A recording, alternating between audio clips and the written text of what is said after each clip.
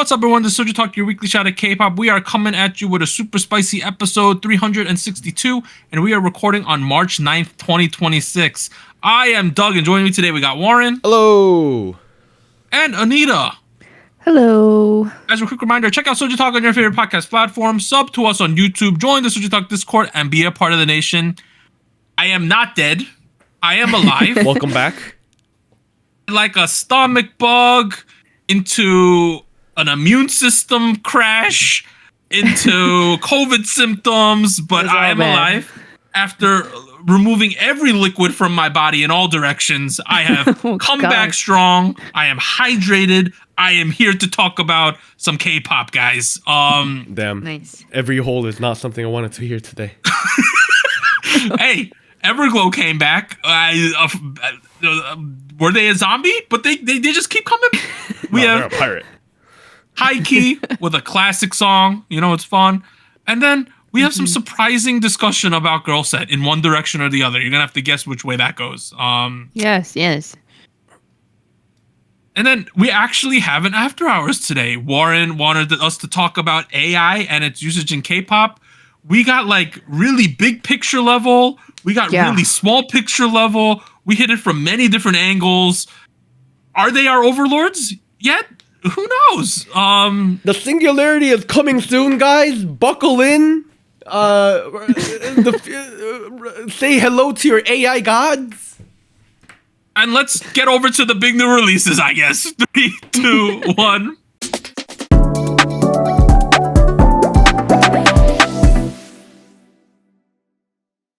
All right, guys, big new releases. We have 3 songs today. Everglow, Code. We have H1-Key with To My First Love and Girlset with Tweak. Let's start at the top with Everglow, Code.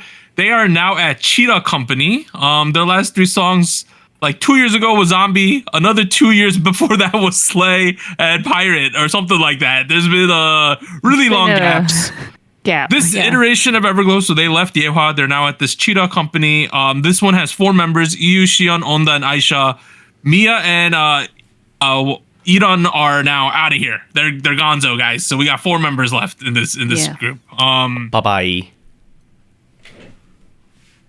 Okay, this should I be, guys? I'm recovering from my illness. I feel like I'm going to be very honest today about certain things. Welcome back, by the way. You're feeling better. Yeah. This song. Well, okay. Let's just say this song sounds like an Everglow song, but that's not a compliment. Oh, okay. I mean, you used to like Everglow songs. You used to be a fan. Yeah. I liked Everglow when the songs were catchy. This is just ain't. You used to like Hush. You loved Darida. Hey, I liked Everglow before they were singing about anti-vaxxers in their songs, guys. Oh. Sorry, when was that? there's a lyric in this song that they're talking about like infiltrating someone's life. Oh. So they say, "Baby, you got no vaccine." No vaccine. Bro, yeah, it was weird. That's like one of the first like 7 lyrics of this song. I was completely thrown off the entire rest of the way because of that. I'm pretty sure. Okay, let me clarify. Antiviruses in Korea are called vaccines, like on your computer. Oh, no vaccine, no antivirus. Yeah, like you don't have any Windows Defender up is what they're saying. Like, are you sure? That's an American. It really comes off like these girls are trying to seduce dudes who don't have vaccines. I'm just saying, if you look with the word "pixin" in Korea, the first word that comes up after it is program. So that's probably what they meant. Bro, perception is like 90% of it, is it not? I'm just saying, context. America doesn't know English. Just putting that out there. All right. What are you guys' initial feelings about this track? Well, I mean, my first concern was not even on the track itself. I was looking at the production, so the music video, visuals, like what was going on, and I couldn't help but feel that there was maybe a slight downgrade in production between some of the other songs that we mentioned in the last couple years. Maybe like some of the shots, I thought like the one set where it's like more of like a warehouse, the limit in sets and like outfits, and maybe because they're in a smaller company now. So I don't know. I just noticed that, and also a lot of the visuals. I couldn't help but compare to another girl group because they had a lot of like cyber sigilism. I think that's how it's pronounced. And like the chrome effect on certain visuals too. So I'll say it. It reminded me a little bit of aespa and some of the visual motifs that they were trying to do here and there. A little bit. Yeah. So I don't know. I guess to me, I feel like I understand where they're going and like why they went there, sound wise, visual wise. It just felt like maybe it wasn't executed in the best way. Well, let's start with the visuals, because like you brought up the music video. Yeah. Like I personally thought that even though they're working with less.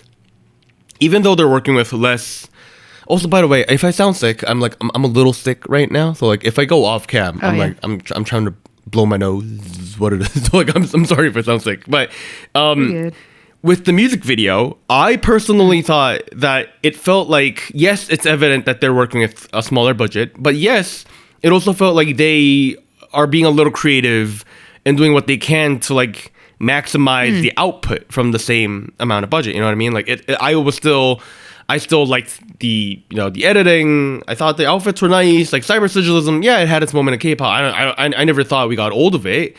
And if anything, I feel like it's still somewhat relevant aesthetic in 2026. So like I didn't think I had a huge issue with it. And if anything, that was I don't know if this says anything. That was one of my most positive takeaways with this release in general.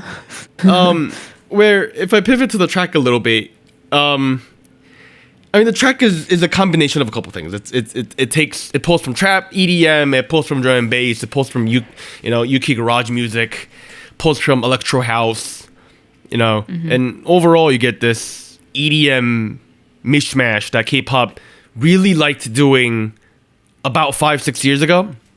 And like, I don't want to say Everglow was the only group that was doing it. There were, a lot of, KDA was, for example, doing it. Like, there was a lot of examples. And for what it's worth, like, I thought the beat maybe isn't the most up to date, but I thought it's so interesting, like, these changes are incorporated in a really nice way. The bass, the way it like growls is I thought it was pretty cool. The different breaks, I thought it kept it engaging. But on the other hand, like, the vocal direction and the way the members sing or rap sounds a little 2020, which depending on who you are, like, might only feel like yesterday, but like you also have to recognize that's about 6-7 years ago at this point. Yeah. So to me, that was where a lot of that outdated takeaway that Doug was bringing up was coming from, where like he was like, oh, like it sounds too much like Everglow, and like sometimes that's a good thing because you want to keep it consistent across changes, but like I don't know, at the same time it's been like however many years. You know what the problem is? At the end of the day, on a fundamental level for me, the chorus is supposed to get me hype, right? It's supposed to be hype, and it's just not that hype. Like, I don't know how to put it. It's like dun dun dun da da da da da da da dun dun dun da da da da da da. Right? Like that's the chorus, essentially. A little bit, yeah. And it's just not like, I just don't find it that exciting at the end of the day.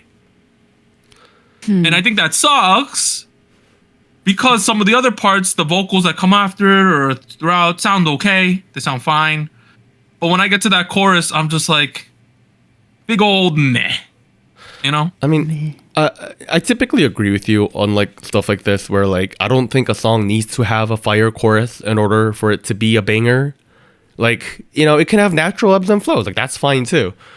But at the same time, I'm not going to ignore that like Everglow historically has been a group that relies pretty heavily on like huge, impactful, banging choruses. Like that's what they were known for. And like, Yeah. I think there's definitely ways to work around it, but like at this point in time, wasn't a very good natural ebb and flow either. So like what are you going for here? This was kind of my question. I don't know if this was a thing that also made it to me sound a little dated, but in the vocals, since we're talking about some of the vocals here, there's parts where they do a bit of a shouty background vocal, like layered background vocals that are like shouty here and there. I don't know. To me, I feel like with the genre and like the visuals, I didn't think it was like the best fit to include that. But yeah, I don't know. Maybe it was meant to be like add to the energy. Like this is like make it hype, but I don't think it quite did that. I mean, here's the thing though. Like, I don't know about you guys, but like personally, I've been pretty open about Everglow on the show. Like, we've covered them pretty much past like the first 2 or 3 songs. And like, even though their style of music has not been my style of music, I always thought there's a lot of potential with this group. And like, I always thought like, with the right song, like they could bounce back up. But I'm also aware that like having this many big gaps in your career makes it impossible to like have organic growth, like we can't keep doing the thing that we did after Bonbon Chocolat, and it feels like we kind of are, and we kind of need to grow. We need to kind of progress somewhere. And like typically in the show, like this is where I would say, oh, like, you could try this or try that, or like, update it to 2026 in this manner. I don't know what that is. How they can update it. Yeah, like at this point in time, we just haven't heard enough of them in the past like 5 years to say, oh yes, this is their current strength. This is what the audience wants. That's what my guess is. And then, this is where they go. Like, yeah, I could say, oh, maybe they could do the stuff that Jackie Y and like fucking, I don't know, Now I'm Young is doing over in Korean hip hop, which like aesthetically, visually kind of fits. But like, are they gonna do a good job of it? I don't know. You know what I mean? Like, I don't know. That's such a far. I mean, you know what doesn't help a group like them as well? What? Their company doing a Russian tour right now. Oh, I did see that. What are they doing in Russia? They did a 6-show tour in Russia. I don't know if it's already happened, but I know there were 6 dates. I think it was announced. I don't know if they're in the middle of it, but yeah. Interesting. Right? Interesting. Yeah. Interesting choice. It's not where I would go particularly now. I mean, okay. I'm looking at their announcements. They did an America's tour. They did a global tour earlier in the year. Or are they doing it soon? They're doing it soon. They're doing New York in April, Toronto in May, Dallas, San Fran, LA, Calgary, Montreal. I know they were already in Russia. I don't know if they did all those dates, but I see fan cams from Moscow. Moscow. I'm not sure. They're going to Warsaw in May and Budapest in May. Here's the situation. Yeah. Everglow's such a interesting group because like they've essentially had 2-year hiatuses, right?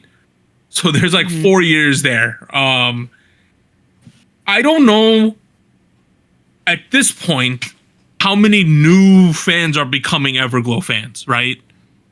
So and I would guess that the company understands that. So it's like, let's play the hits, It's like that's what it feels like to me. Sadly, I mean, we like, if we're gonna be completely honest, Wang Yidong was there because Yehua made sense, and we historically said they, like, as much as we thought Mia was a good talent, she got way too much of the pie. To be completely honest with y'all, like, I had always thought that. So we're down to we got 4 members now. It's more open. That's good, right? And they're in a rock and a hard place because on one hand, it's like Everglow's in a new era. Most companies will say we got to pivot now, right? But at the same time, because this group's been so gone for so long, you don't want to alienate the people who have been waiting. So you kind of have to stay with what you're doing, right? That's the weird position that this company's in, I think, with this group, and I think it's reflective of the music we're getting. Well, I think that's where we need to talk real quick about Cheetah Entertainment. Yeah. So I did a little bit of digging around, and by digging around, I don't mean any investigation. I looked up their official website and their official Instagram. This is Cheetah Company with 2 X's instead of 2 E's. As far as I understand, Doug, this is one of those companies that manage, organize, and execute tours. They have a whole portfolio of like organizing tours for different groups. For example, From Miss 9 last year, they did their world tour. 2 a.m. was also in the portfolio. Who else am I looking at here? We did a Hyorin concert series. So if it's a tour-based group, then the choices make more sense then. Yes. Right? I think from the business perspective, I wouldn't be surprised if what you're saying has some value and they're just trying to maintain and max out while the juice is still juiceable, if you know. And that's how I literally was thinking. They're just trying to squeeze some more juice out, you know. That's what it is. That's kind of sad. But that's the reality though on a business side. Yeah. Right. I know. And that's why, okay, from a realistic perspective, artistically and business wise, if you want more juice in your lemon, it's not to juice it more, it's to try new things. It's to develop and improve and, see what's out there, see what they're good at. Keep trying new things, develop yourself as an artist, improve, go new directions. And I'm not saying Everglow needs to do what H1-Key is doing with their comeback. Don't pivot that hard. No, don't do that.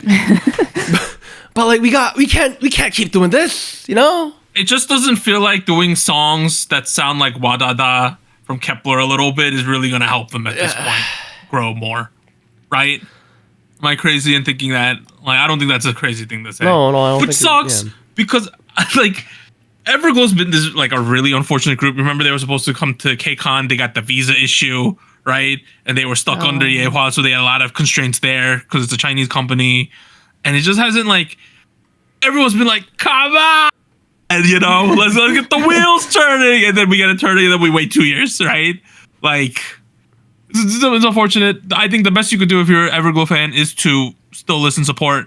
I think for new people who are listening who don't know who Everglow is because you started listening within the last 2 years, check them out. Check out the whole discography, I would say, would be a better option. Oh, yeah. Here, yeah. Because they got some bangers, La Di Da was great. Yeah, what's everybody's favorite Everglow songs? Ooh. I baby. really liked Bon Bon Chocolat, baby. the debut, favorite, yeah. Oh, shit, wait, that's not good. Adios.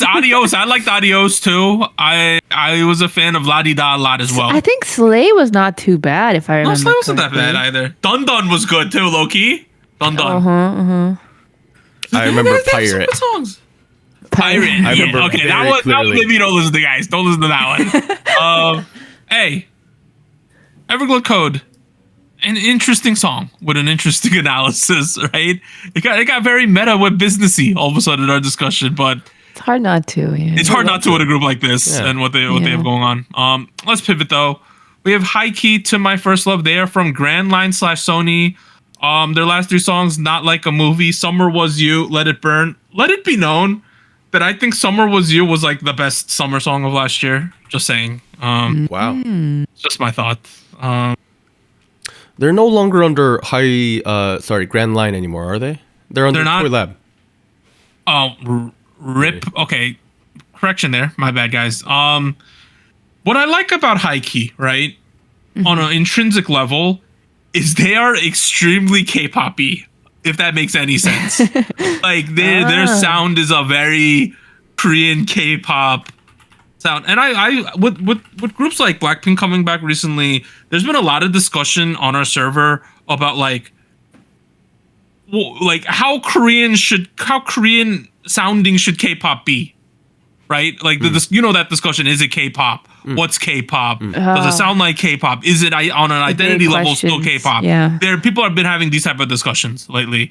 But with a group like H1-Key, this shit is very K-pop, you know? No doubt. Like, there's no doubt there. And honestly, in the time where we're having these type of discussions, it is kind of refreshing to have a girl group doing upbeat girl group, like K-pop, if not J-pop sounding music. It just kind of sounds good. Yeah. Right? Am I wrong? Like that's my base feeling about this group. Yeah. I was getting big whiffs of like groups like Supercell. Not groups, like Vocaloid producers like Supercell from back in the fucking mid 2000s. This kind of has like a slight nostalgic like rock band sound. I mean, it doesn't sound like it's from 2000s, the mid 2000s, but maybe just the genre itself and like the energy behind it felt like, oh yeah, this kind of fits into that era. I think it was generally, I enjoyed it. I think my biggest question while I was listening to it though, because I guess I haven't seen too many K-pop artists, at least in the beginning of this year, go into this genre, but I know that it did have its moment last year and maybe a little bit earlier. QWER was a big name for that. Yep. So I'm wondering like, I'm guessing that this sound is still trending in Korea specifically, since I think that is their main audience. I don't know. I guess to me, I felt like, this is something we've heard before. I wonder if it's still a trend currently. I thought a little different. I thought it was clearly calling back to like mid 2000s, late 2000s, rock based K-pop, J-rock kind of folks. The catchy guitar riff there with, then you pair it with the vocal chorus, energy, you got those, you end the vocal chorus with a catchy one-liner, that's a key pattern from that era, those there's this like descending chord pattern that sounds, it's not like Royal Road popular, but like it's pretty popular in like Asian pop during this time. So like combine that with the visuals, and I thought the concept is clearly nostalgia. What can we do with nostalgia? Like clearly the members are playing roles that are like no longer I'm not a school person anymore, but throwback to when I was in high school. Back in time, and I was gonna say some of the members in this group are 26 and 25, right? So the throwback it makes sense, right? Yeah. For sure. It's I mean that's what the EP title is.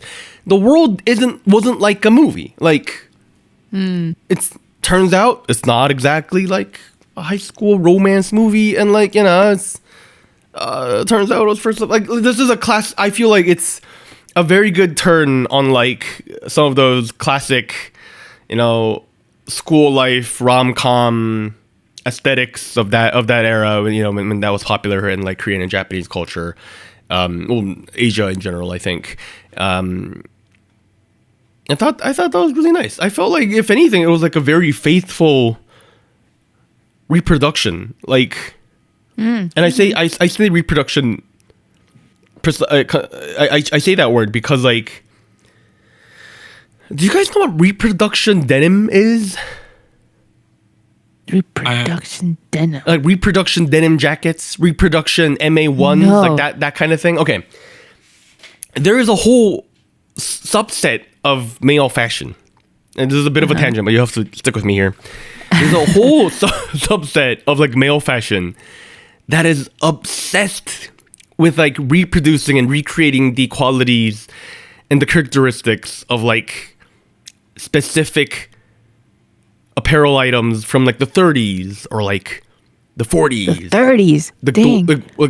pre-World War or like world like military production. You know what I mean? Like pilot jackets, pilot bomber jackets, but like So not like not antique is not the word, but like not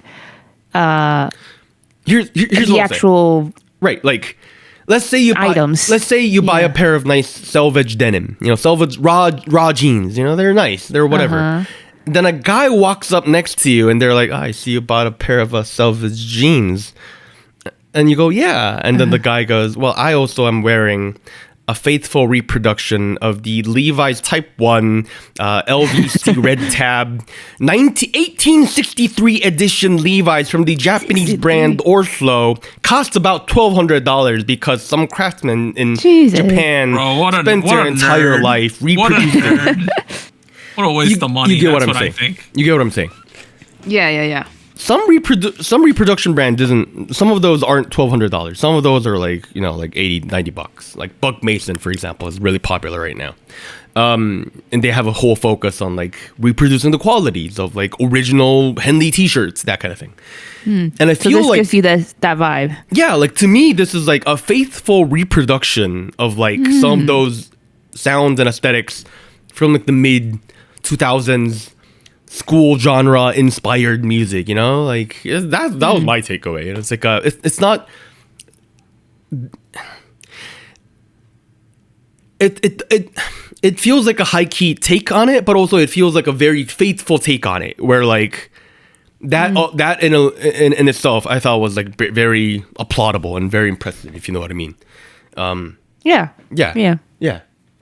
So this is like jeans, old jeans, not new jeans. You see what I did there? I like High Key as a group. They have a very like classic girl group aesthetic to it, and I think it kind of works in general. They do. I just like the vibes. Very positive. Very. The video was really good too, like quality wise. Yeah, I think there was also some smart decisions where like certain parts of the vocals are very high. I think we could have gotten a little shrill. We did not though. We approached, but we didn't get there. Yeah. I thought that was good there. It was just smart. It just felt like these people know what they're doing here, and I was like, this is kind of pleasant. You know, it was good vibes. What is that thing called where like this was really popular back in like the late 2000s and like on like first generation YouTube, where like 1 million people like get up and like start dancing in a choreographed flash mob. Yeah. Like I was getting like flash mob vibes from like those like it kind of does. They kind of do that themselves in the gym at the end. Yeah.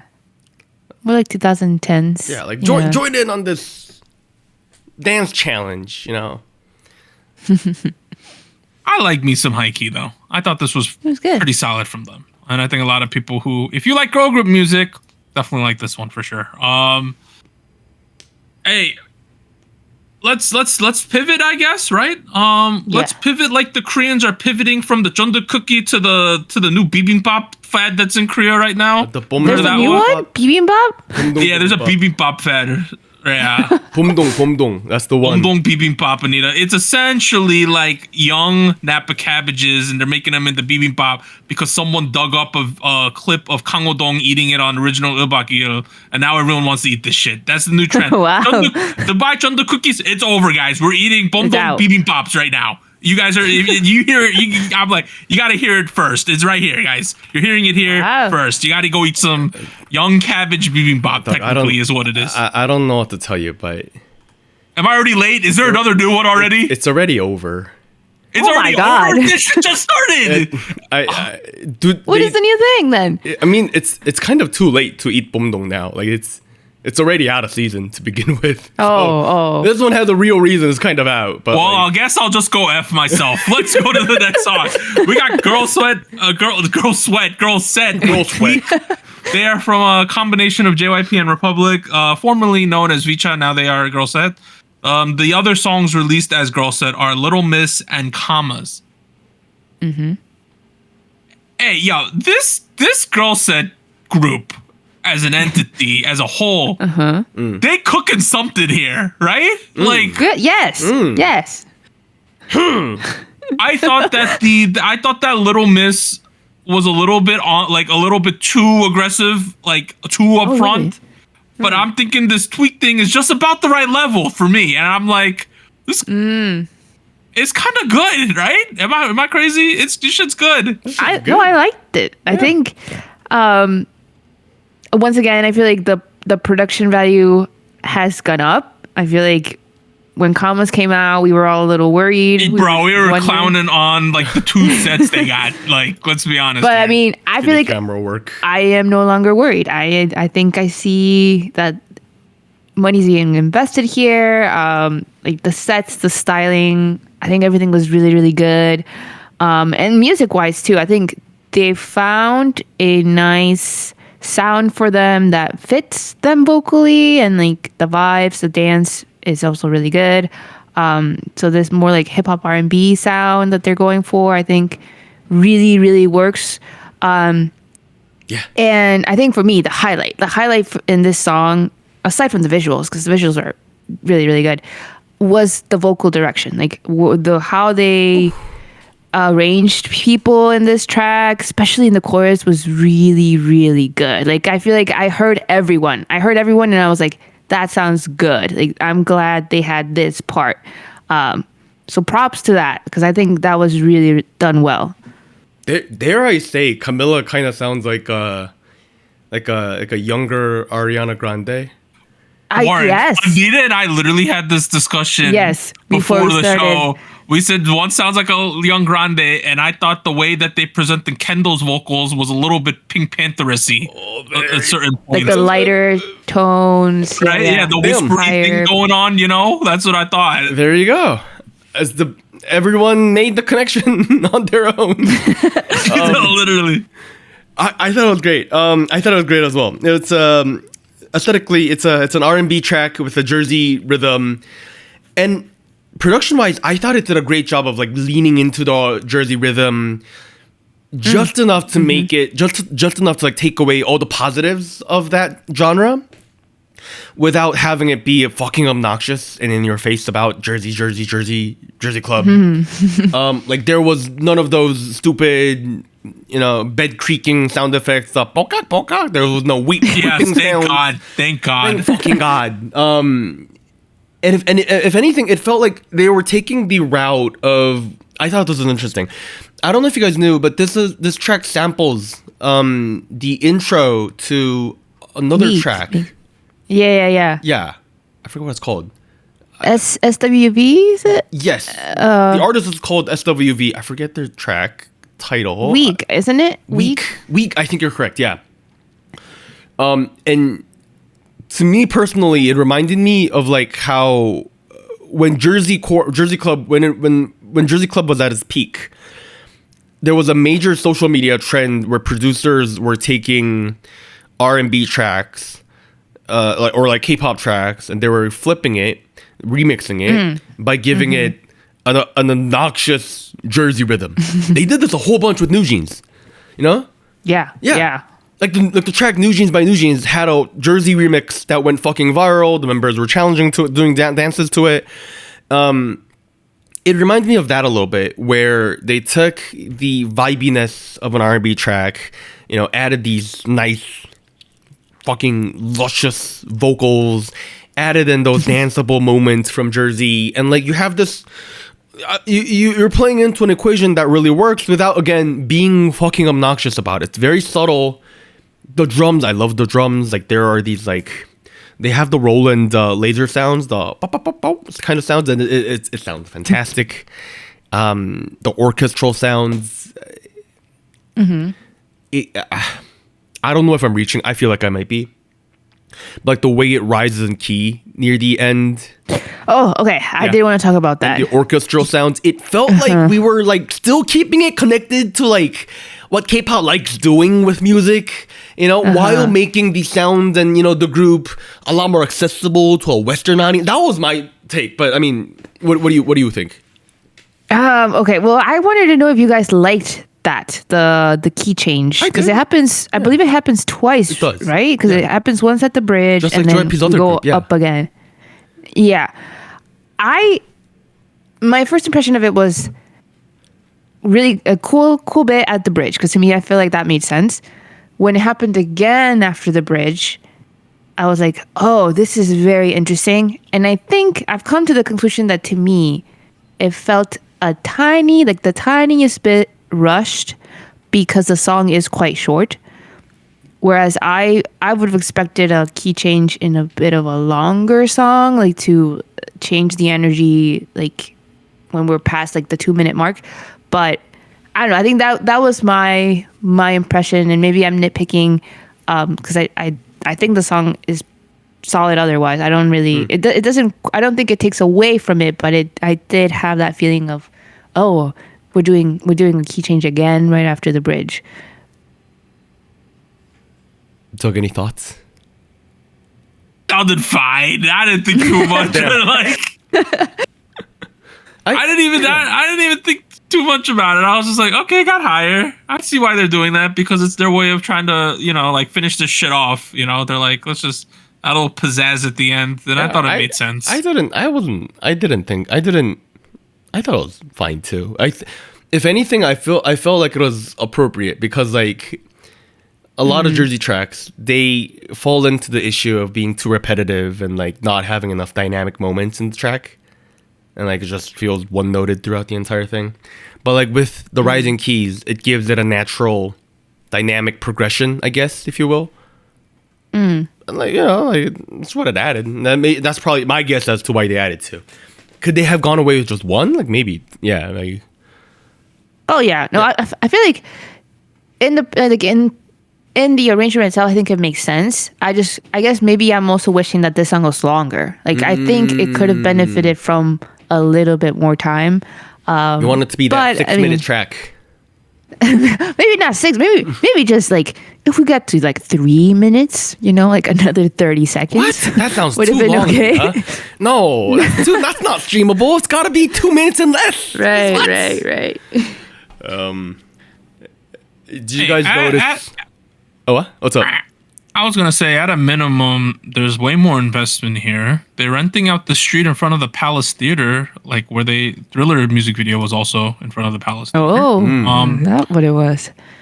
At the end of the day, a lot of our problems with this group when it originally came out as Girlset was, it seems like there's very low investment here. It kind of feels like they're just like working on a commitment to release some music before they can this, and it does not seem the case anymore. You know what I mean? Yeah. Like I don't know if you're in the dregs of K-pop, like the deep murky waters. There are sometimes these Nugu groups who debut, release a song, and disband within like a week. Oh yeah, because they were contractually obligated to debut them, right? And some people always have that concern. Like this just feels like they're just gonna wrap this shit up. And honestly, when we had commas, I was like, this might be it, guys. Like this might be what there was concern on my end that this is what they were contractually obligated to release for them, and then it's over, right? Like, but now that we've had Lil Miss and we've had Tweak, hey, we're establishing a nice identity here. We got something going right now. We have good momentum. We got how many? We got like 8 million views in 3 days. Like yeah, it's doing good. Going pretty well right now. Glad I like what we're doing here. Stuck around. I almost feel like in hindsight, like maybe commas was like a proof of concept, like maybe like market testing, like testing the waters of. Yeah. I think we mentioned that too when we saw it. Yeah, like maybe that's what it was, and like now that this is out, like hey, like it. I know people like to compare Girlset to Cat's Eye a lot, and like. It comes from the fact that like there's not a lot of K-pop adjacent groups out here directly produced by like a K-pop production team, and I feel like they are going aesthetically, they might not be too off, but like I feel like they're taking a very different route from Cat's Eye, where it feels like Girlset is doing a lot more direct and straightforward approach of like, hey, like we're gonna lean heavily into music. This is the aesthetic. This is the style we're leaning into. Like, if you like it, you stick with it. If you don't, you can bounce out. Like R&B inspired, danceable, that kind of thing. And like, for what it's worth, historically, that's what JYP Poppy has been good at. Like, you go back to Wonder Girls, you go back to that 2 p.m., you go back to his discography, and like danceable R&B music has been like all over his like best hits, which makes sense.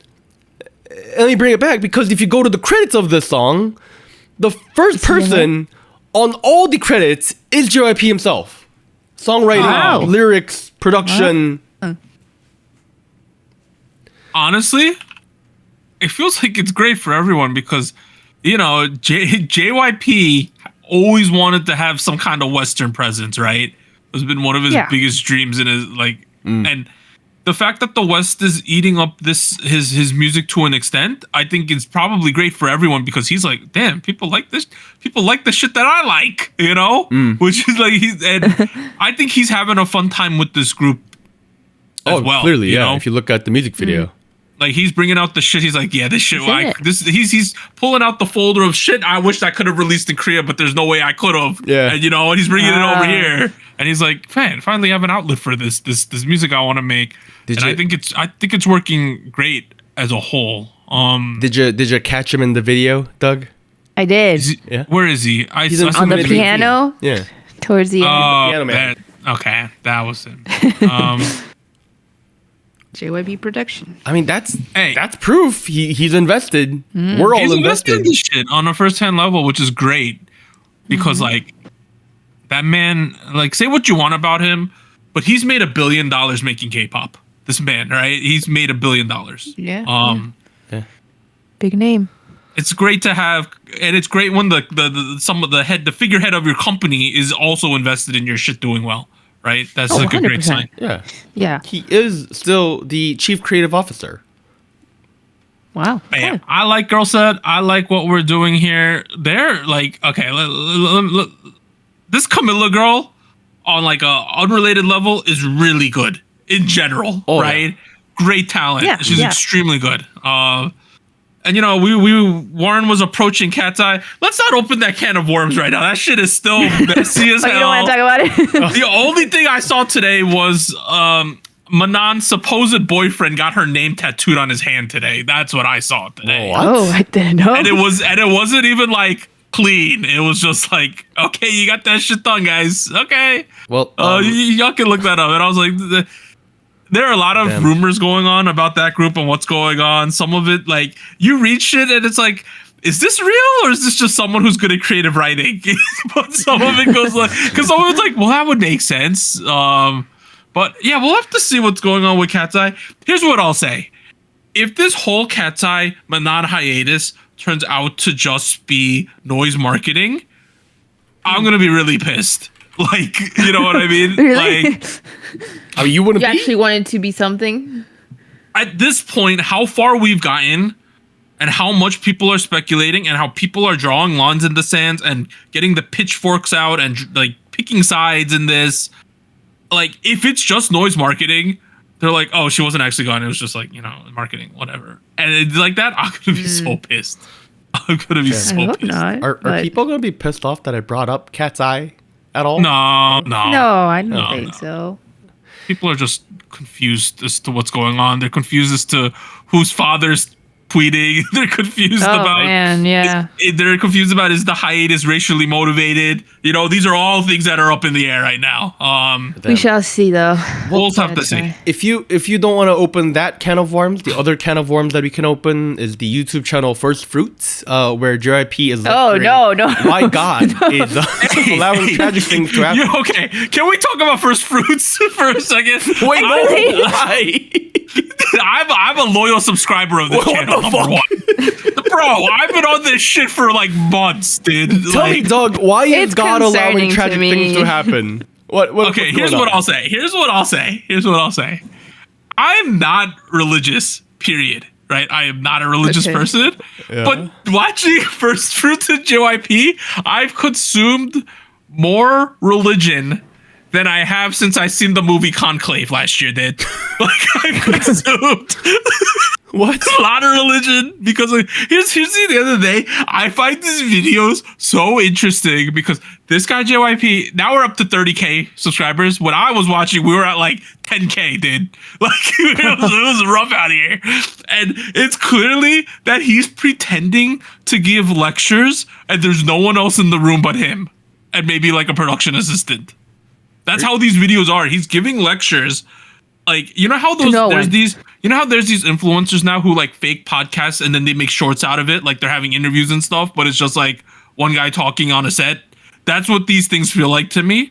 But at the end of the day, what comes through is that he's very passionate about this.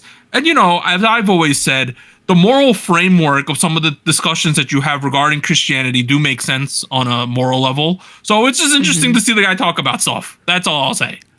Just so you're aware, like I'm on the First Fruits official website right now. I don't know why I'm visiting so many official websites. If you go on, I'm looking at the First Fruits official website, and I'm seeing the thumbnail to the second half 2025 seminar Q&A, and I'm seeing a lot of heads poking out from the bottom of stage. So. Oh, so well, that's the first. Now. Okay, well, that's the first time I've ever seen people that because the shit I was watching, I was like, the entire time I'm like, there's no way there's anyone in this audience right now. Look at those. Look at the back of people's heads. Just yeah. Well, go watch any of the shit on the main channel, dude. It's like there's a lot of times there's no one there. Clearly. I mean, I don't know. Like, I'm on the official website, and like, there's, all I'll say is a crowd of people. I've watched maybe 3-4 hours of First Fruits. I never heard one person in the audience cough in my life. That's all I'll say. You know. Well. Hey, well, if you want to find out for yourself, you can log in and find the location of their official church. Hey, shout out to JYP. Other releases this week include Kunek's debut. The reason I included this group is because they're from a pretty big company. Let me remind myself of which one they are. They are from IST Entertainment. It's a pretty big company. So they had a debut with I'm Alive. We have Big Ocean, One Many Army, Woods, Human Extinction, Maiden, B-Side with Pung, Jake and Somi released Moonboy, Nuera released Pop It Like, Onyu, Tough Love, Jae Chang released Feel, and Kickflip had a pre-release with 20. I want to mention Somi for a hot second. Number one, I believe it's her birthday today. She turned 25. Oh, happy birthday. Happy birthday. Number two, she released a YouTube short or TikTok, whatever, of her like dancing to a boa song, right? Oh. Yo, hey, Black Label. Let's just package up this concept and remake this song. It's like the perfect concept for her. It makes complete sense. I'm just saying, like, I watched this short and I was like, we should be doing this shit. It was so nice. That's just my thoughts. That's free consulting for Black Label. You know how we sometimes do that in the post show? This is one of those. Let's just package this shit up and do it. It's perfect for Somi. Damn. But yeah. That's the other releases. Let's move on to SojuScore. The segment where each week the crew, Gochu Gang, and SojuTalk Nation score the new releases. Average songs release a 5. Average songs receive a 5. And songs that average 7.3 or higher will enter the Hall of Spice. Last week on episode 361, we had Uju Sonya with Bloom Hour 6.17. We had Edmix Tick Tick featuring Pablo Vittar with a 5.67, and we had Blackpink Go with a 6.39. I mean, me and the nation gave similar scores, and then Warren and Anita gave higher scores, significantly higher scores. It's a great song for Blackpink. But the songs we're scoring this week are Everglow Code, High Key to My First Love, and Girlset Tweak. All right, the first song, Everglow with Code. Do you want to do that after we take a break so we can swap your visuals? Oh, yeah, let's take a break. All right, Everglow Code. I ended up giving this a 4. Oh, okay. As someone who was waiting to see what this Everglow reiteration would be like, I was just a little bit let down. I'm going to be completely honest. Wait, Anita sounded very optimistic when Doug said 4. You have something. I thought low? my score was gonna be low, so that's why. But I have a 5. Yeah, I guess it felt. I guess yeah. Reflecting on the conversation, it's not anything new, but maybe that is the goal, to just maintain. I don't know if maintaining is the right move right now. Eventually, all you're gonna have is pulp. Nobody likes eating pulp. At the moment, I got a 4. Oh, okay. Nation and Gochu Gang also voted. They gave it a 5.1. As a result, it's getting a 4.53. That's low for Nation. It is. It's a pretty low score for them. Next one we have is H1-Key with a To My First Love. I'm just a sucker for this type of music.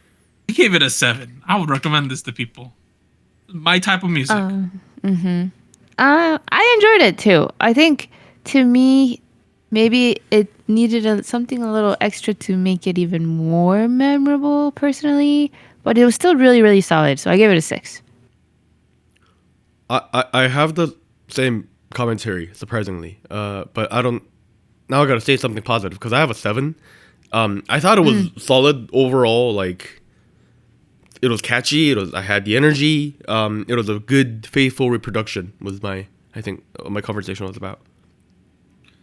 Well, Nation also voted. They gave it a 7 on the dot as well. Wow, that's pretty good. Over like 30 to 40 people, and it ended up at a 7. Yeah. And as a result, it's going to get a 6.75. Not bad. And then finally, we have Girlset with Tweak. Oh.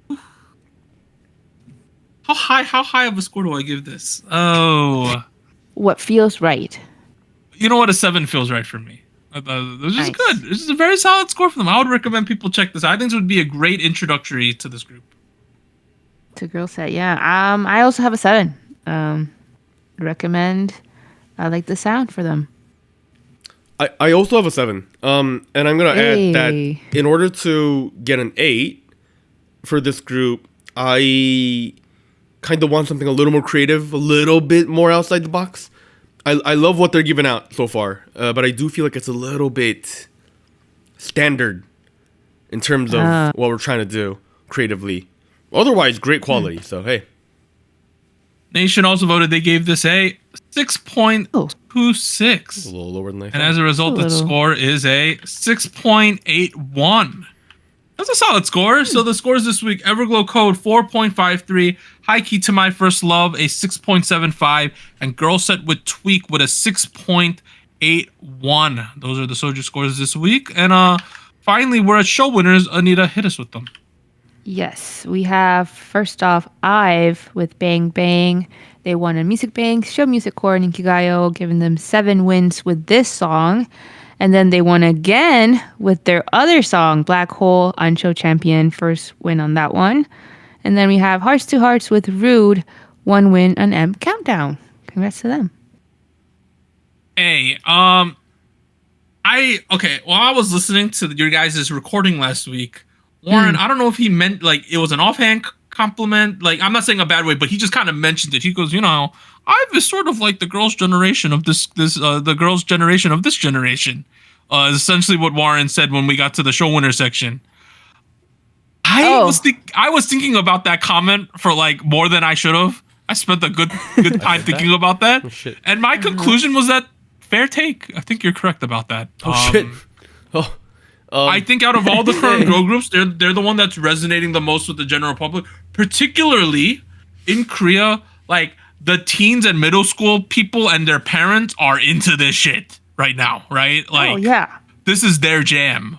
And I think you just have to look at, like, so one metric you could look at is like the brand recognition. It just kind of shows what's popular in Korea.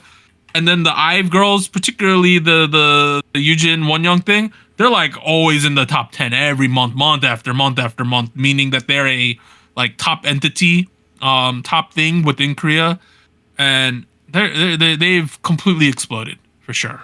Absolutely everywhere. I think a State of the Nation topic, we need to visit at some point this year is a refresher on the peer group of fourth generation girl groups. Ooh. Between, I think the lineup should be something around New Jeans, IVE, LE SSERAFIM, aespa, maybe MX and G Idol, and see how we feel about them. Okay. Yeah, I think people would want us to talk about that as well. And finally, before we end this segment, a quick correction. The Somi video, she's not dancing to Boa. She's dancing to Song Ji-eun's Pretty Age 25. That's the song for back in the day. That was released in 2014. I feel very old. Okay. Part 1 of SojuTalk episode 362. We'll be back after a short break. 3, 2, 1.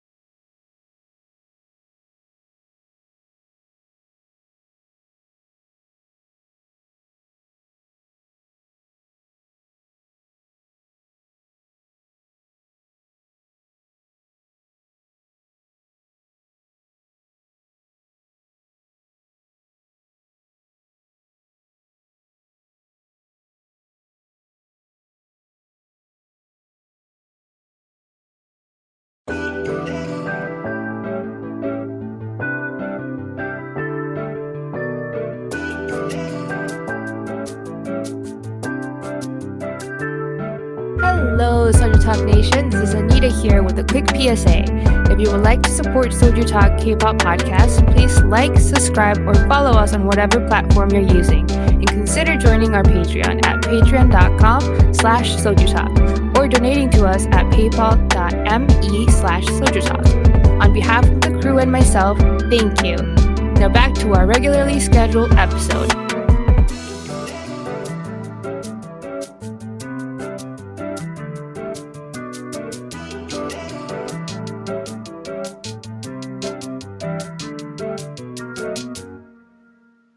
All right, we are back at it, part 2 of SojuTalk episode 362 with the news and events from the past week. Not a lot of news this week, guys, but YG, the man himself, he released one of those videos where he sits in front of a screen and just talks about what's happening with the company. This one was called the 2026 YG Plan, where he pretty much just announced what's going on with the artists in the company and what they're doing.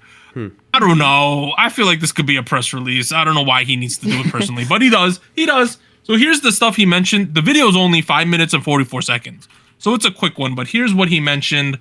The first thing, YG Entertainment is planning a new boy group targeting fall 2026. So Boy group. that's happening. And if you're like, all right, new boy group, but there's also a new girl group that's happening. So YG Entertainment will reveal the remaining 2 members of their upcoming girl group soon. If you remember last year, they teased a couple of these members. Evely and Chanya were teased last year, but now they are releasing the identities of the other 2 members. So Evely is from Australia, and then Chanya is from is a Thai girl. So we have at least 2 members there. So they're going to be releasing a new girl group in the future as well. Interesting stuff from YG, you know? You know, as a whole, Baby Monster and Treasure, right, are the 2 current age groups in YG Entertainment. I think both of those groups both suffer from the fact that really strong fandoms, right? The people are buying a lot of albums, streaming their music, but the brand on a widespread, the general public level isn't that strong, right? But it's definitely enough to sustain the sales and to maintain the groups. I mean, you know, given that they're really good at what they do, it's like a strong marketing tactic, I guess. But then again, like, this group is currently tentatively titled YG Next Monster. I don't know how excited that makes me feel, if I'm honest. So we'll see. It's also going to be 4 members. So Yeah, we will see. Let's keep going. Next thing, Big Bang World Tour. That's happening. Wow. Big Bang World Tour. Okay. wow. Boom, Okay. boom. Additionally, Treasure Hyun-Hae-Yo will debut with a new name. So they have a subunit, and they're gonna rebrand the subunit. Oh. Why? I don't know why that's a decision that they would make, but it's happening. So there's a Treasure subunit that already exists, right? And they're going to 3 rebrand it rappers. and then bring it back again with a new name. Okay. Okay. So that one's happening there. Interesting. I mean, Hyuna was And not then really a great additionally, name, Treasure is expected to release a new mini album in June, with Treasure T5 also expected to resume activities. You know, I'm gonna be honest, I didn't know they had this many different variations and units in the group, but apparently they do. And then finally, Baby Monster expected to release a full album in October. Hey, Okay. where's our girl Rami at? I don't like what's going on, guys. Maybe she's coming back for this. She better. Anita, are you confirming this news to us? No, I'm hoping. Okay. Hopes wishing. and dreams. Gave my Yeah. hopes up, Anita, only to let him down. So that's all the YG stuff that's happening. But the next thing that happened is BTS. They released the track list for Arirang, the album that is coming out. It's going to have 14 songs, and I believe that this song over here, Swim, probably is the title track, considering it's highlighted a different color. Labeled? I would assume Yeah. so. Okay. Okay. So people are seeing this title. They're like, "Oh, what are these? What are these songs?" There are rumors swirling online about the features on this album. There are rumors. Okay. Such as? What are these People rumors? think Halsey, Megan the Stallion, Sway Lee, Okay. Nicki, Sabrina Carpenter, and Leve. If I'm they surprised actually they get said- all of those features, that's a fire list of people, is it not? Right?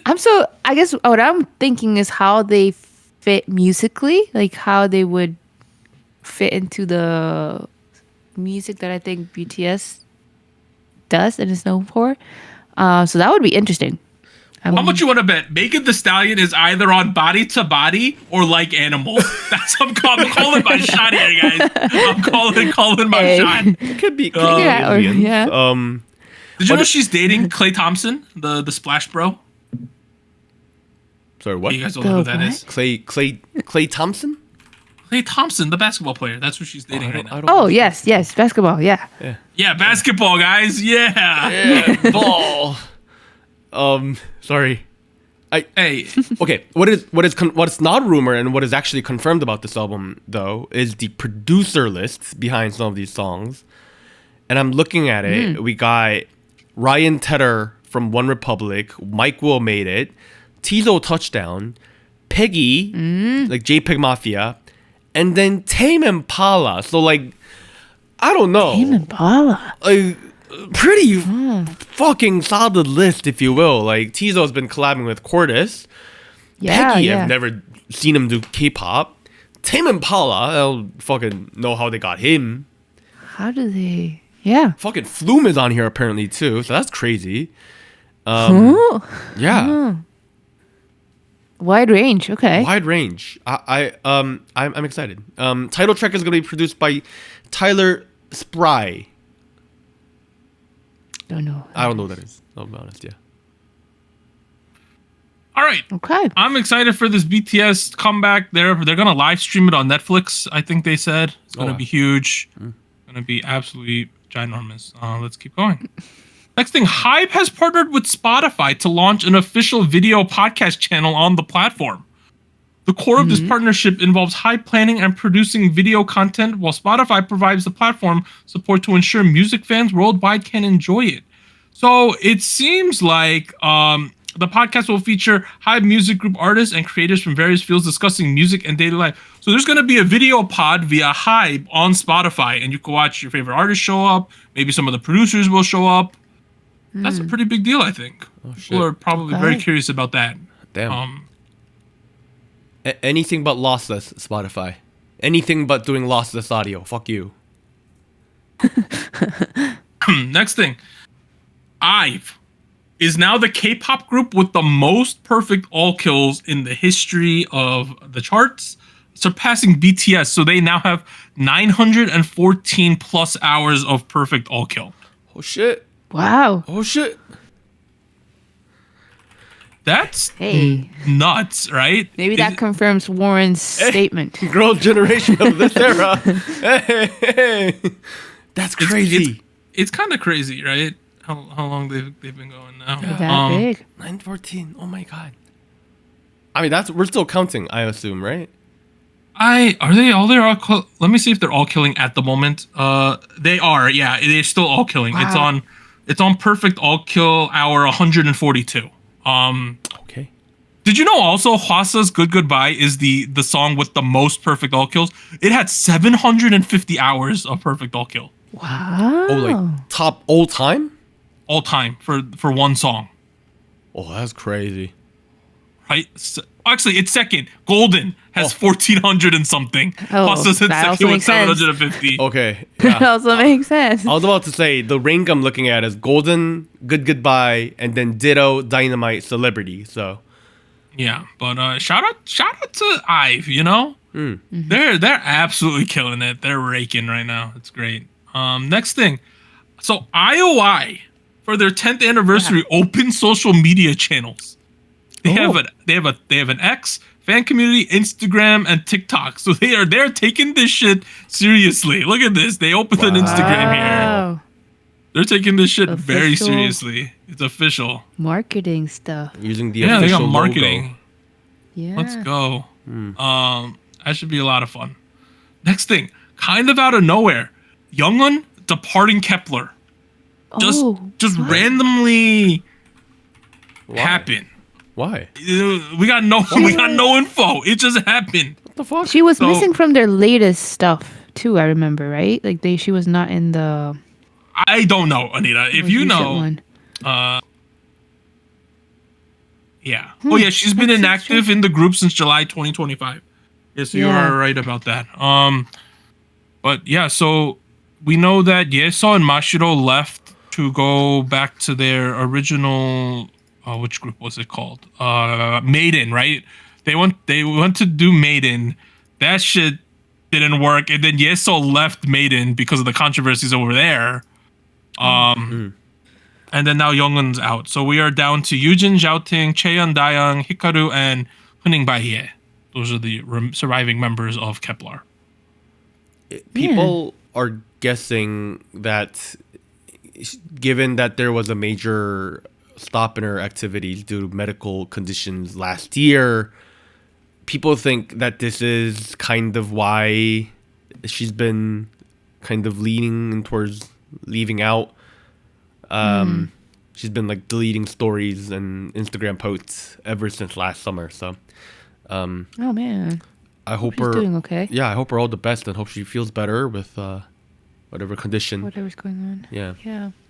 Additionally, her father passed away last year, I believe, as well. So that might also be a part of this as well. I did not know. Yeah. Oh, my. Yeah. That's terrible. Next thing, let me pivot. Look at the title.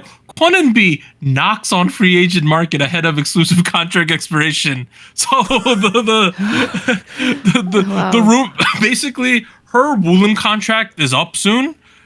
People think she's outie. Like, Wow. why would you stay at that godforsaken company at this point? It's not looking great. It's terrible there. We got Golden Child dripping. We have the one girl from Rocket Punch is still there producing video content. I've seen some of it. Yeah, Doug. Golden Child is out. What are you talking about? Actually? Yeah, I didn't know. It's only dripping. Yeah, Golden Child got cut along with the other groups during that 1 month where everybody got cut. I didn't remember this. Well, there's The two singers dudes were- left, right? No, there's only But the one group dude left, itself- Changjun. Oh my. Not Ju-chan? I thought No, those two are left. Chan left. What are you talking about? Well, Everybody's no one. gone. All I'm saying is no one is updating their Wikipedia then. Yeah, because nobody gave a shit about them, I guess, at the end. Here we are. Oh. If you look at their Wikipedia, it says Golden Child dripping, and then it says soloists Eunbi, Jangjun, Ju-chan, and Suyun. That's what it says on their wiki. Ju-chan left earlier this year. His contract got wrapped up in February. Their official artists are Drippin, Jangjin, Eunbi, and Suyun. That's it. Bro, It's dire. what happened to this company? Who knows? Not good. Like, what happened? I hope they fuck off and I fucking know, man. Bro, I have no clue what's going on. Number one, Eunbi, you got to get out of here. Number one, there is a lot we can still do with Eunbi. You know, Water Bomb Queen. She's running her own cafe in Seoul. Also, if you weren't aware, she's a business owner right now.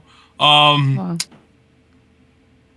It's rough out here. We got to get a song going before Water Bomb season starts. You know, we gotta hit that. You know how months much of before a that. you know how much of a shit show it is at Woollim? Their last Instagram post on their official Instagram page was in February 2020, and they still have the hashtag 2020. Kimche1 in their bio.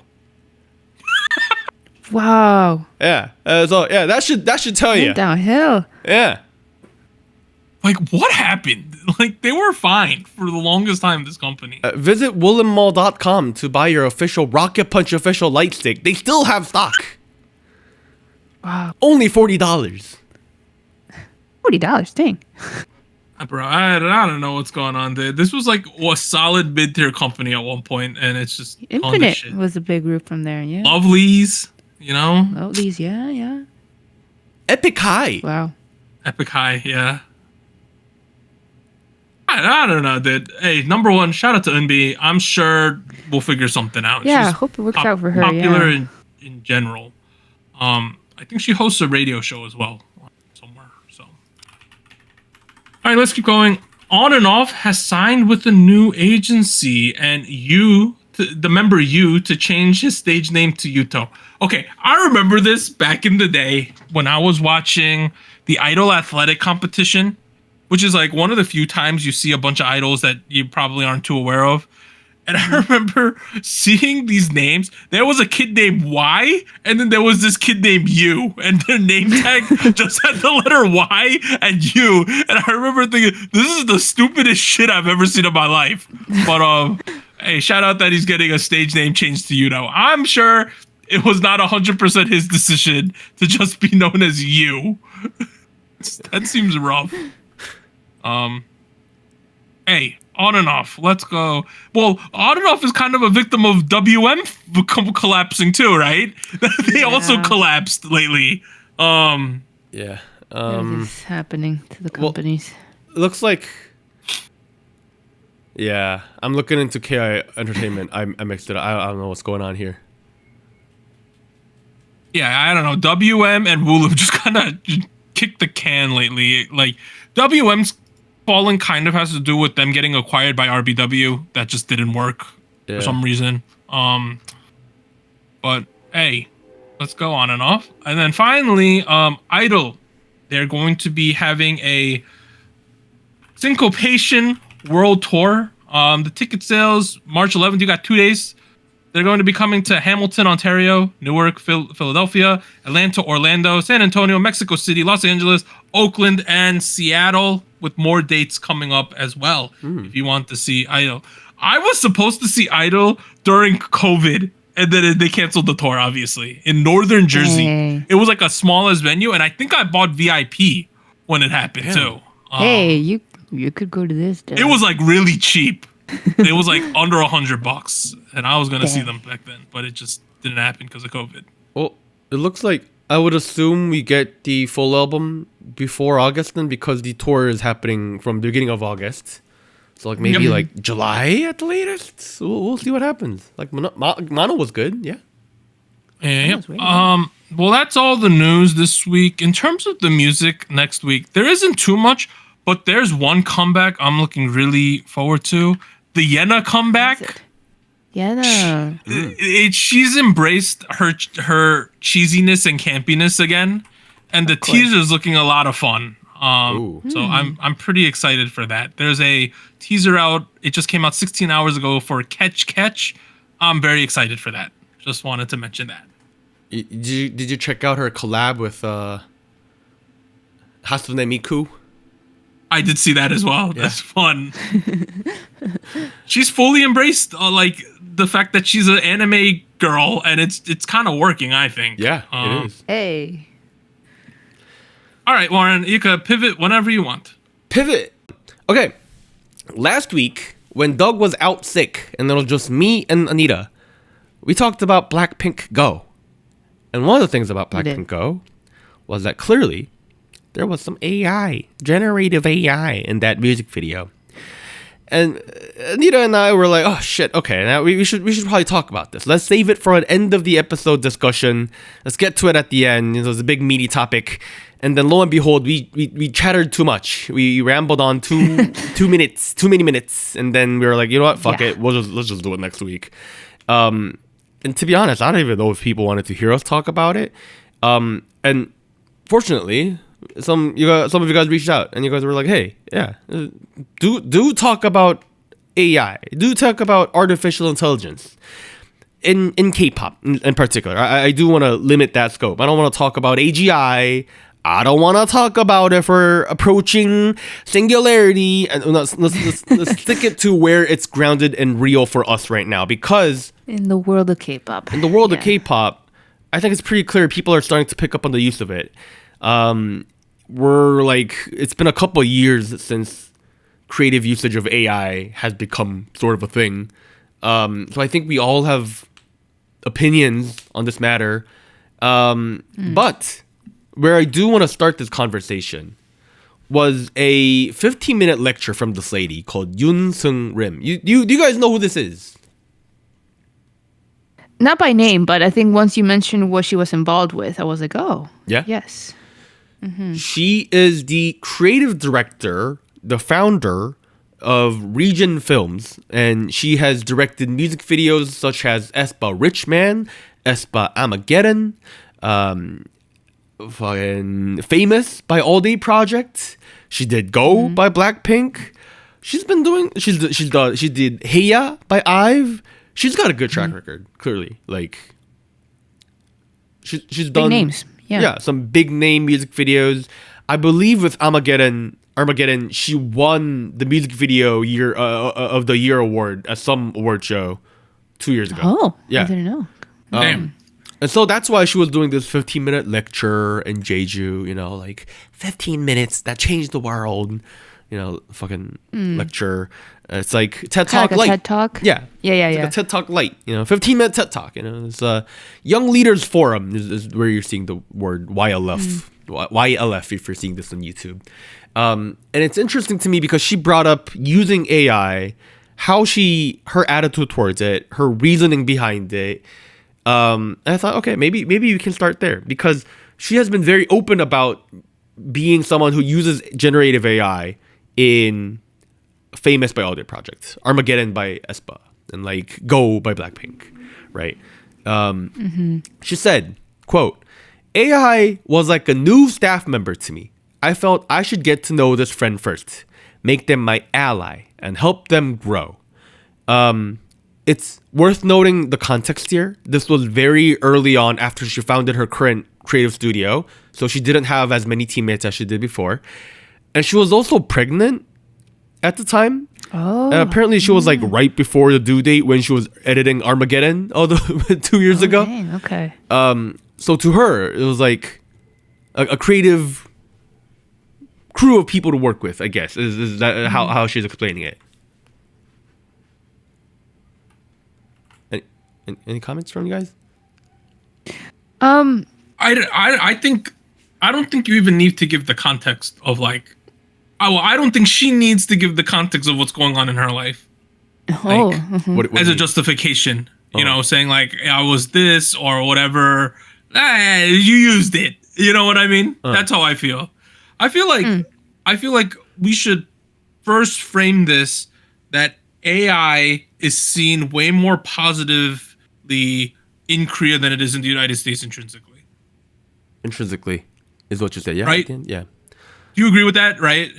Or Korea's way more accepting of it than we are in America. The thing I noticed with Gen Z culture in the West and in Korea is that I think in the West we're all very concerned and worried about the impact that this has in our careers, the future of the world, how things are going to change. We're all worried about how AI is displacing jobs. That concern exists in Korea. It's definitely there, but people, I think, are also like leaning more towards cautious curiosity, if you will. Like, people are more willing to check it out. Using AI doesn't get you canceled yet, and in fact, I don't want to say most, a lot of TV ads, TV commercials definitely leverage AI. Network television, instead of using stock image and stock footage, sometimes they'll use AI generated videos and clips because it, fits the situation or narrative better, that kind of thing. It's even the way it's talked about, because like in America, I think in my opinion, it's still seen as like, are you using AI? Like shamefully, you know what I mean? Whereas when I'm watching Korean programs and like, let's say I'm watching Il and they're in the car and they're looking something up, they literally have an open discussion. Which platform are you subscribed to? They have this discussion. Yeah. And it's fine.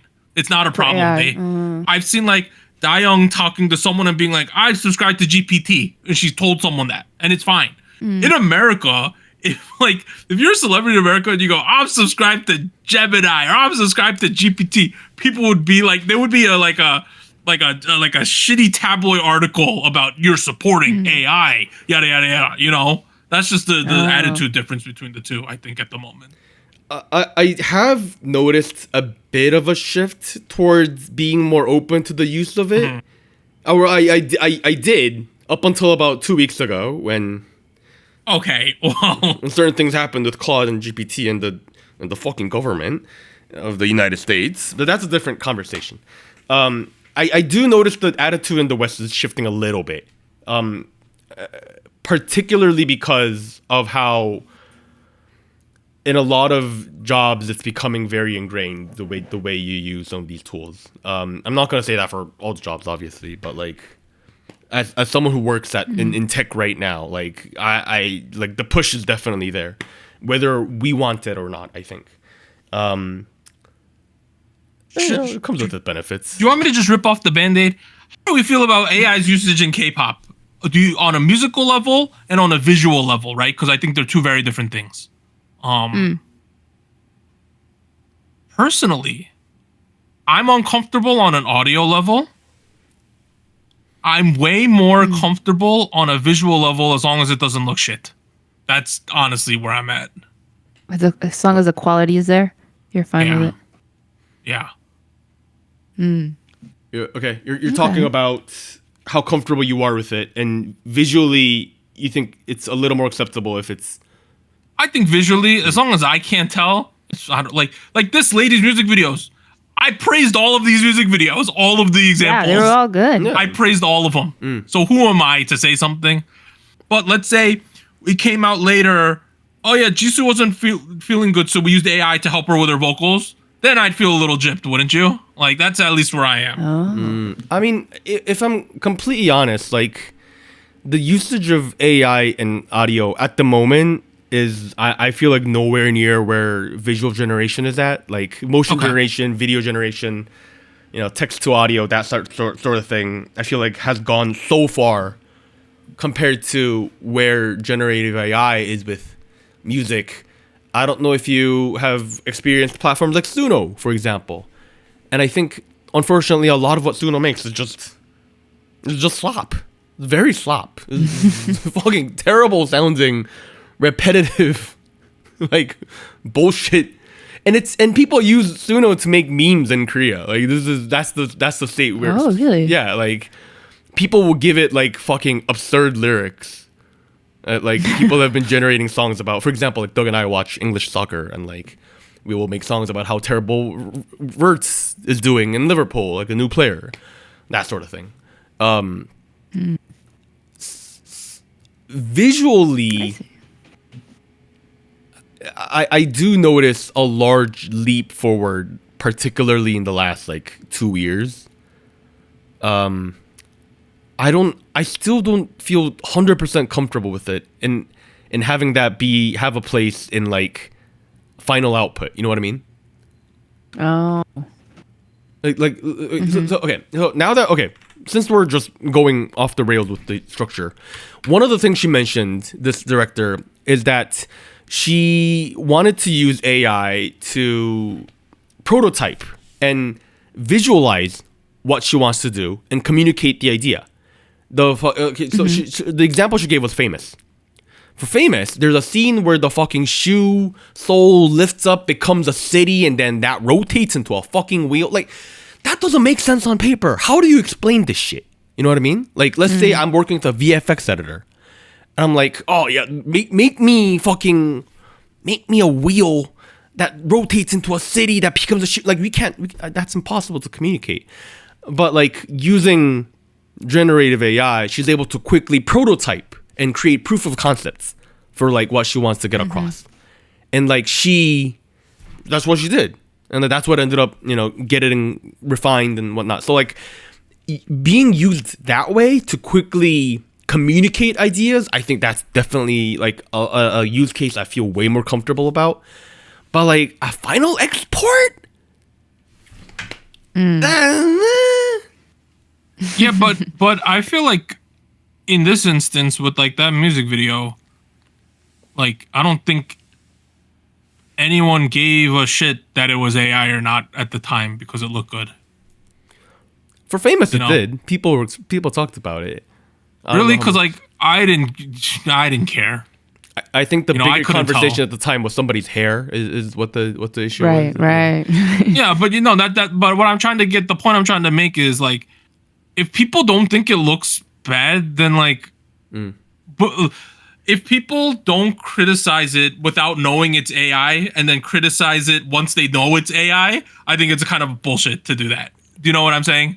I mean, like, that's honestly how I feel. Yeah. I feel like it's easier and it feels more, I guess, quote unquote, wrong when the output is bad, right? Because then you can tell like, well, maybe a person should have been involved, or like a whole team to have the quality a little better. The way she describes it though as like a tool has been kind of my general sense of how just in general I feel about AI, about it being like a positive thing as a tool, whether it is for like drafting ideas, like visuals, or I mean I know a lot of people that use ChatGPT for like drafting like letters and like responses, and like if they want to have a certain tone, like I get that, but I guess to me, I'm undecided on whether the final product is okay to have AI or not, because I feel like on the one hand I kind of agree with Doug, where it's like if the quality is there, it looks good, I guess there's not like a ton of harm. Here's my counter question. Now that you know that Armageddon uses AI, do you not like the music video as much? No, I feel like I knew. Yeah, I think we knew that it used AI at the time. I mean, I thought it's still really good. Yeah. I mean, I to be completely honest, I don't have the best eye for telling what's AI or not. Like, I could tell when it looks shit, but like when there's just like when there's like an image of like something flipping, or like that shoe example is a good example. Yeah. Like honestly, if it's AI or not, I don't really give a shit. That's honestly how I feel. What? So you're pro like final product. Yeah. I don't here's the thing. Maybe I don't care because I don't have a job in these fields that are getting predated on. No. So many of our listeners do. I do. I know you do. You should care more. But for someone like me who like I don't get, like it doesn't affect me. Like it affects me via you, but it doesn't affect me personally. Honestly, I don't care as long as it looks fine. That's honestly where I'm at, and I feel like there's a lot of people like that hold the same opinion too. Probably. And I mean, I guess I don't have like high stakes as Warren, maybe, where I'm not like directly tied like job wise. But as like just thinking about it, like as if I were to create something, if I had artistic property out there, and just knowing how AI works and because I feel like I hear this conversation a lot from artists, right? From people who post stuff online, who feel like it's a bit disingenuous to use AI, or like when they don't disclose that it's AI. I kind of get it. I get the feeling like it does feel a little off to have something that is like considered a creative product, a creative thing, project, to be done by AI, or to have like a big part done by AI. So I don't know. I'm still undecided on that end, because I feel like I'm fine with it being a tool. Like, yeah, it works, but yeah. I agree with that. And the point I want to raise towards your questions is, okay, first of all, I also feel comfortable with it being a tool. Mm-hmm. On the other hand, if it makes its way directly into a final export, like that's where I feel iffy, because a lot of these outputs, when not finished properly, they kind of look shit. Remember, it just feels a little lazy. I guess that kind of goes back to what you were saying about it being a little. If it looks sloppy, it looks sloppy. Like the example I was gonna mention is the XG music video. One of those, I forget which one it was, but near the end, there's a couple cutscenes. What is love? Well, right, what is love? It like teleports between different scenes, and like, it's clearly AI transitioned, and it's giving. It's giving fucking like, oh, Harry Potter cast then and now sort of a YouTube Shorts. You know what I'm talking about? Like, I've seen those. Yeah. And like the question I have in my head at that point is like, you really couldn't have like gone through the process of like properly finishing that up, like touching that up so that it looks good? He couldn't because he's in love with the Coco. He was too busy doing that. That's why. Yeah. Shit. Yeah, it's but see, that's, I feel like we go back to the statement Doug makes, like if it looks okay though, like if you can't tell right away. Here's Matt, your reasoning for a lot. Here's how I frame a lot of my views on AI is, so my primary job when I used to work a desk job is data processing, right? Mm-hmm. Mm-hmm. Back in the day when coding languages didn't exist, people had to do it by hand, right? Right. There were many employees that had to do it by hand, I would assume. Way more employees than there are now. But with the introduction of coding languages like SAS, R, whatever, it made a lot of those jobs obsolete because I could just feed it in there and it outputs something, right? Mm-hmm. That's how in a similar vein, I feel like in terms of people losing jobs, I always compete in my head because on one hand, AI is taking people's jobs for sure. But on the other hand, in my head, it's like, how is it different from the past when people introduced tools that got rid of other jobs? Do you get what I'm saying? Like, we've had this thing, like when Ford introduced a conveyor belt system of processing, it killed a ton of jobs, of course, right? Because people don't do it by hand anymore. Yeah. Right? So I always wonder, like, how is it different than that? That's how I always think of it, right? That has nothing to do with the creative side, with creating content or art or things like that. But this more just has to do with like the big picture AI argument is where I contend with this in my head all the time. On a logical level, like I see those comments every day, and like I am of the belief that in general, generative AI is going to be a tool for jobs going forward. Like I don't think we're gonna have extreme class gaps. Like that feels, I don't know, like it feels a little extreme. But on the other hand, I do see companies like Block cutting off 40% of their jobs because they foresee AI, like, making a lot of those jobs, replaceable. Do you think we're in a bubble? I don't want. I shouldn't get there. Do you think they like it too much? That's because I honestly think they do. I think these CEOs. I kind of think so. I think CEOs see this as a miracle drug when it's not that. It's definitely not a miracle drug. And the amount, okay, I don't know how much I should talk about this, but like the amount of like fake money that circulates between all these companies, right? They're just circle jerking each other because they have AI. Party, right? Am I wrong in thinking it's a little bit like that right now? But the thing is, like, I also agree with the flip side argument where, like, yes, there is profit being generated. Yes, some of it is concrete. Like, I don't think it's a complete bubble like the .com. But I wasn't alive for the .com. I don't know. I go back and forth on this. Like, clearly, I haven't made my mind up. The reason I brought up Block, there's a company called Block which owns Square. If you ever tapped your phone on those little kiosks, that's what that is. I heard the headline of like 40% of its workforce being evaporated overnight, and how like humane this layoff process has been, and like it's just a shocking headline to read. And on a logical hand, I'm like, okay, like I see it being a tool.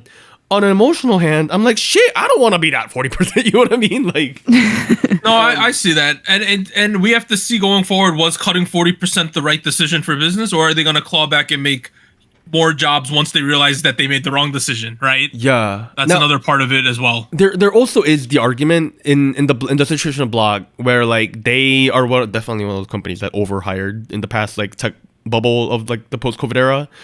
That's probably a part of it too, but regardless, 40% is big. Okay, so bringing this back to K-pop, right? Using AI for final products, song enhancement, like editing vocals, adding stuff to music videos. It feels like on a personal level for me, because K-pop intrinsically is a musical genre, I way heavily more pushback on AI being used on the audio side, but I'm way more willing on a visual side. That's how I am. Right. Here's the thing though. I know the technology is going to develop. I know it's going to improve. Yeah. Models are going to get better. Like it's just how it works. Slop is going to become less slop over time. Yeah. And I keep seeing these AI generated albums on Spotify with like generated AI covers. Art. Yeah, like generated music. These jazz playlists that go on for 4 hours on YouTube. And it's like, guess where it came from? Nobody knows. And like, it just sounds like shitty cafe music. And I know that it's going to improve. And I'm very cautious of how that develops into that. I do want to see how people creatively use it as a tool in the field of music. But I don't know. I still feel very wary of I know that some of these execs are like drooling at the idea of like, ooh, fully AI generated albums in like 30 minutes. Let's go. You know what I mean? Like, I know do we need to pay Kenzie $2 million a year? Like that's what he's thinking, right? But I guess my 2 cents on that is that to me, having like, I guess the complaints that I've seen about AI in the creative sphere have been of like artists not wanting, like actual people not wanting to like post their stuff or have their stuff out on the ether, like in the internet, because that the models are taking information, they have to learn from somewhere, right? And I feel like it feels sometimes a little like, why are we putting this creative work, if it's just going to be AI being in the production? So I feel like I get that argument from the artistic side. And I also, like, I think I mentioned this to Warren last week, where I feel like there's also a sense of misinformation of how AI can be used. Like, I feel like a lot of people know what it is, but maybe they're not 100% sure how to use it effectively. And I feel like that's where we get final products that don't feel finalized, that don't feel 100% there. And to me, I guess using it more conservatively as a tool feels better, where it feels more easier to control for mistakes, or like for things that just don't look right, don't sound right. But I feel like that's being a little idealistic. I know that people, if it's there, if it's a tool, if it's free, they're gonna use it. And I do want to know, like, I've noticed that AI has become kind of a scapegoat. I feel very weird saying that, but like, people have been saying, oh, like, this music video looks terrible, it's all AI slop, and I look at it and I'm like, I don't think this music video wasn't AI. AI that much. Like, the example I think of is Jump by Blackpink. And because of the specific visual style, a lot of people are very divisive on whether, they think it's a great style, and, most people thought it was terrible looking. And like there were certain scenes where people are like, that's not Rosé, that's AI. And I look at the thing, it's like Rosé like flying across the sky. It's like one of those scenes. Mm-hmm. And I'm like, that's Rosé. And I remember I was like fighting someone on Reddit, which is I know it's a terrible thing to do. and I was like, guys, that's your mistake right there. I was like, guys, I don't think they generated Rosé's face. And they were like, I've been a Blink for this many years. Like, I know exactly what Rosé looks like. That's I feel like that's also part of like a lack of information too. Like, and that's where I'm like, okay, like whether we like it or not, it's a tool. We gotta learn the boundaries of what it is, what it's capable of, what Rosé will and will not look like if she's generated on AI. Now I feel like I might dox myself on. Can I bring up one final example? It's not a final product, but it's more of a catering AI situation.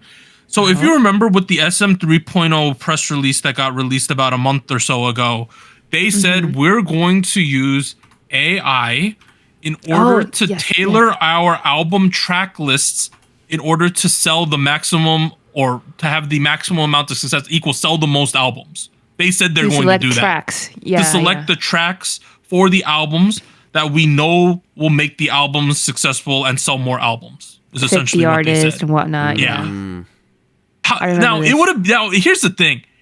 I feel like if they didn't tell everyone they were going to do that and no one knew, everyone would have just been fine with it, right?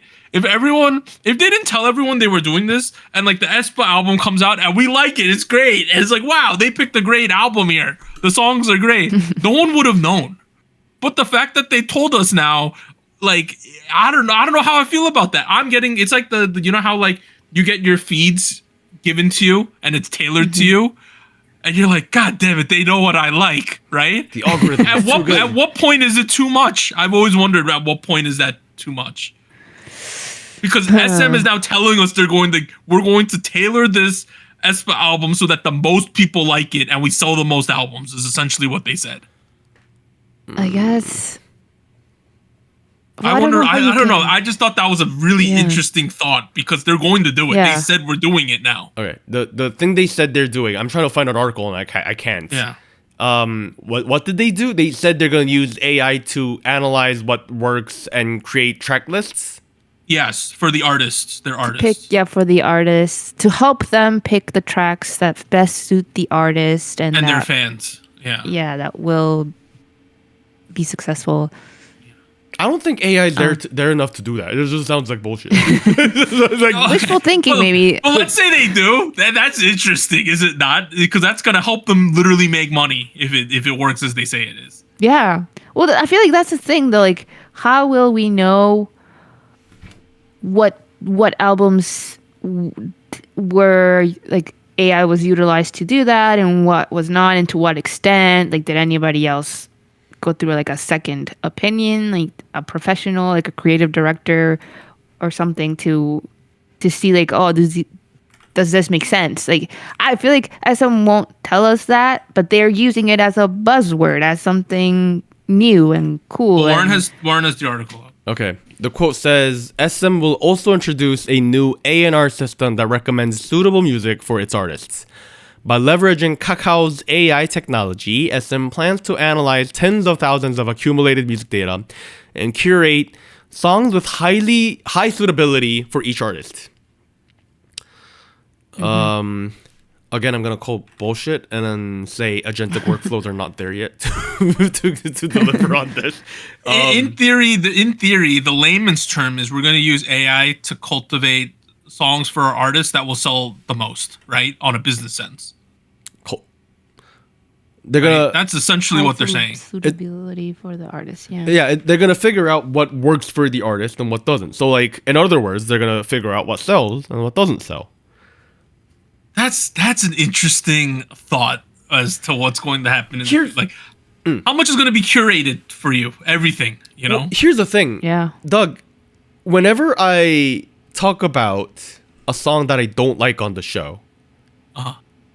you often end that discussion by saying, well, it's all okay because they are making, hundreds of thousands of sales, and Yeah. that's what we're going towards. Like if we think about every industry, they're all using AI for ops. They're all attempting to use AI for ops and analytics and market gauging, if you will, and all these things. So it makes sense. And also, like, it feels like this announcement in particular is more of a please value us. It value scares our stock me higher. though, because AI determined what takeout I ordered last week, and it was correct with its assumptions, and it was good. Wait, what do you mean? What do you mean? So on my For You on TikTok and YouTube Shorts, I kept on getting this one pizza restaurant that has a chain near my house. Right? There's a local pizza store, and their TikTok account has like millions of listeners. And I looked it up. I was like, where? I keep seeing this pizza. I wonder where it's at. Probably in Brooklyn or something. They're like, no, there's a location 15 minutes from my house. I was like, oh shit. So we got the pizza last week and it was effing delicious. it was like a 10 out of 10 pizza. So now we're ordering there. So the AI fed me this pizza, and then I decided we should order this pizza instead of our local normal spot. And now we're going to be getting the pizza from the place that AI recommended us because it was better. I mean, was the pizza good? It was 10 out of 10 good. I'm just saying, like what I'm trying to say is how we're already getting so catered to that, like, it's already over. That's what I think. You know what I mean? Well, that's like they know what you like. And I don't. This is obviously way far into the future, and we don't. Who knows when we'll get there? I preferably would not like to get there. But a common thing that gets brought up in like film industry conversations about AI is like a world where everybody watches their own movie. Yeah. Everyone watches a movie that's catered to you. That's why we're generating it real time. That sort of thing. I worry about that. Yeah, like. Yeah.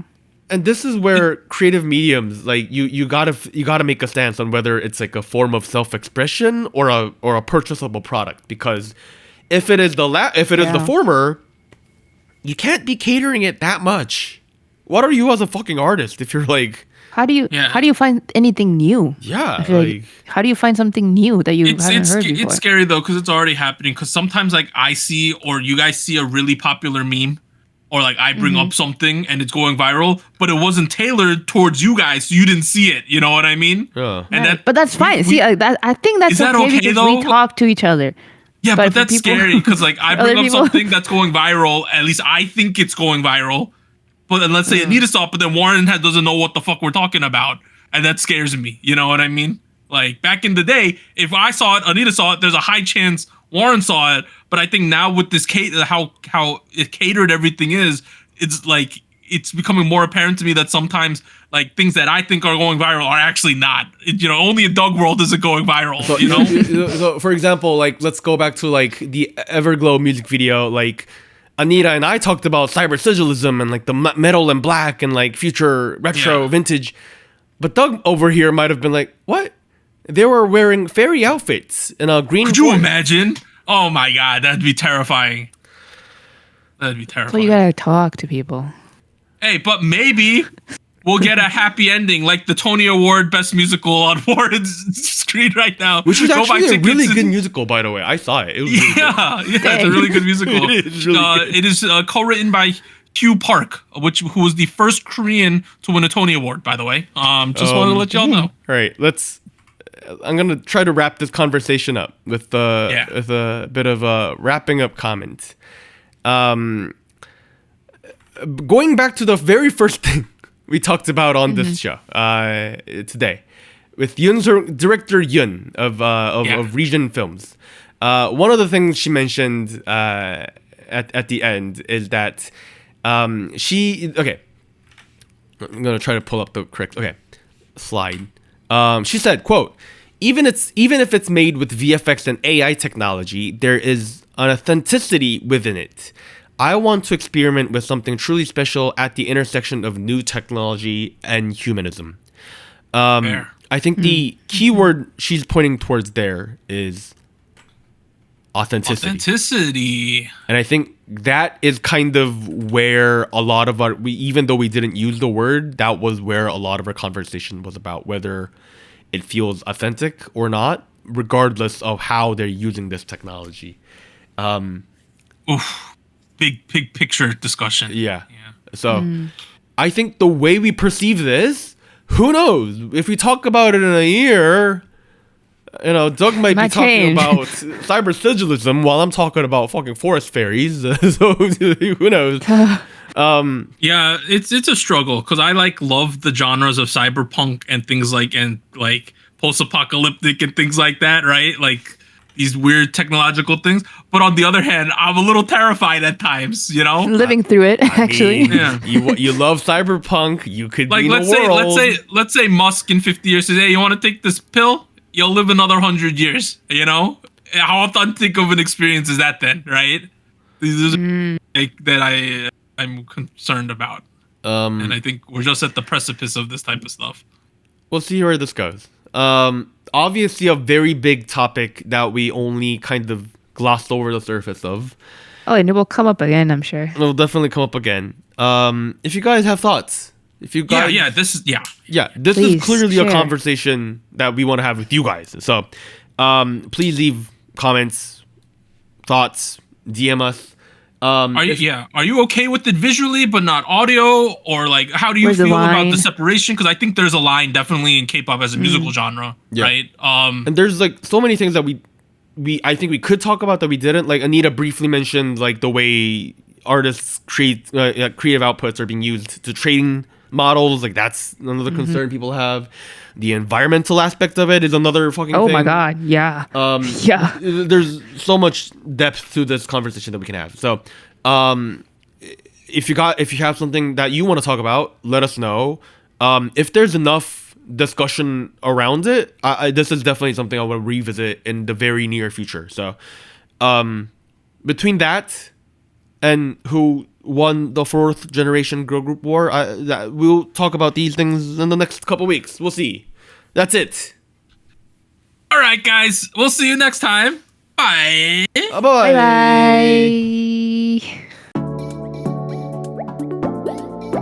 And here's an extra special shout out to all of our Fiesta Patreons on patreon.com. Bagel, Charles, Cotton Ball, Ellie, Gogu Mama, Honey Pools, Incoming Snail, Liam's Games and Toys, Natalie, NJ Parks, South Texas Once, Siu Sumi.